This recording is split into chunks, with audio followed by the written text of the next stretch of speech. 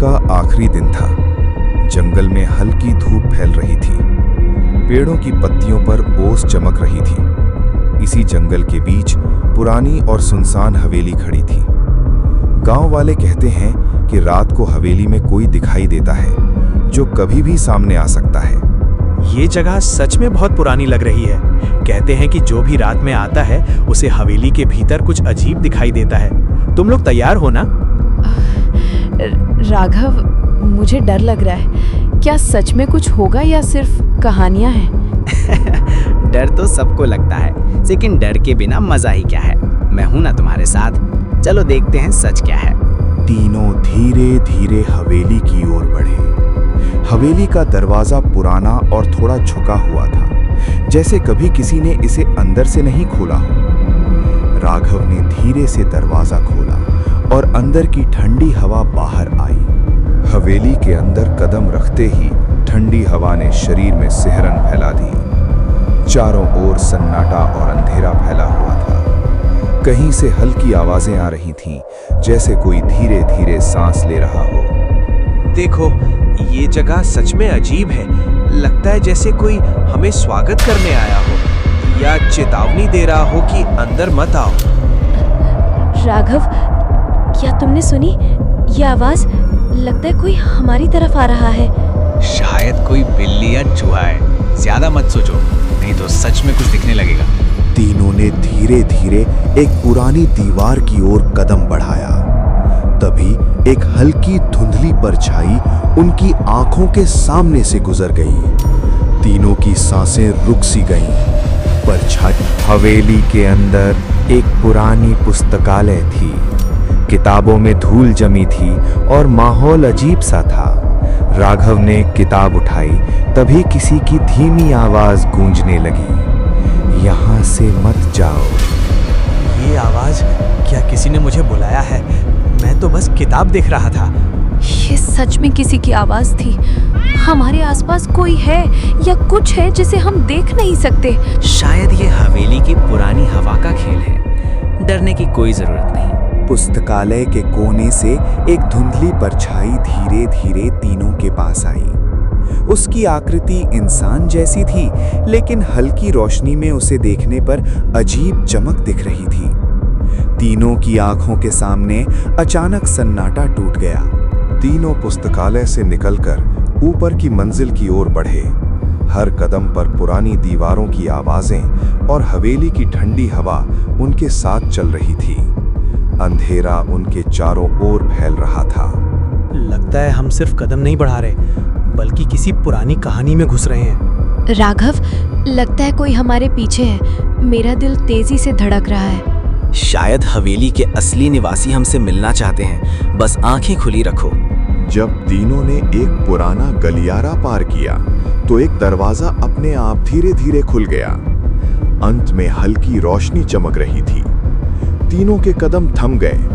हवेली की पुरानी दीवार से आती हल्की आवाज उन्हें रोक रही थी।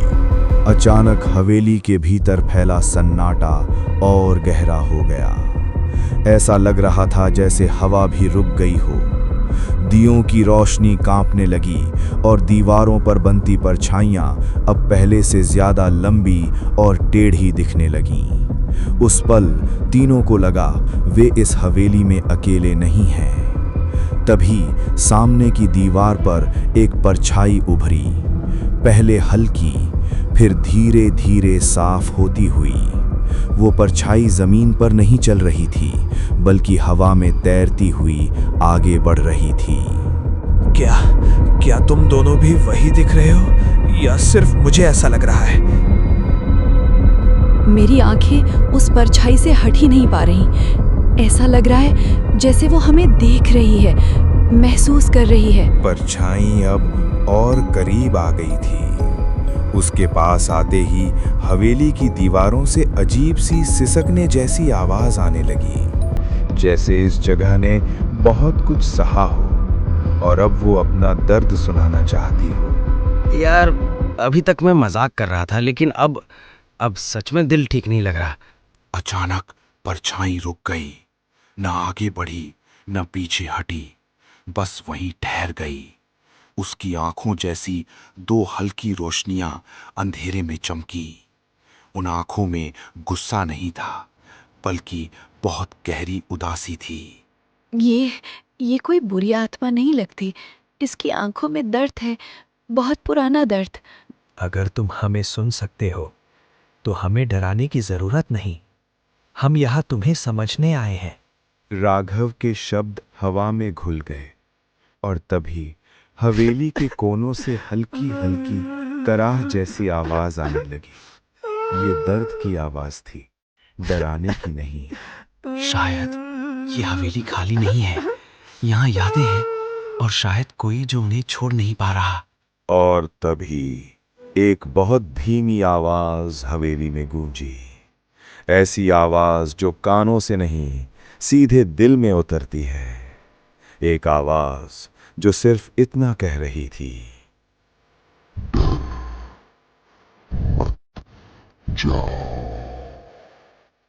शायद ये जगह तुम्हारा घर थी। शायद यहाँ कोई ऐसा वादा था जो कभी पूरा नहीं हुआ, और जब तक वो वादा अधूरा है तुम आगे नहीं जा पा रहे। हवेली की छत से हल्की बूंदों जैसी आवाज आई, लेकिन वो पानी नहीं था, वो यादों का बोझ था जो अब गिरने लगा था। अगर तुम्हें किसी की जरूरत थी तो शायद आज पहली बार किसी ने तुम्हारी आवाज सुनी है।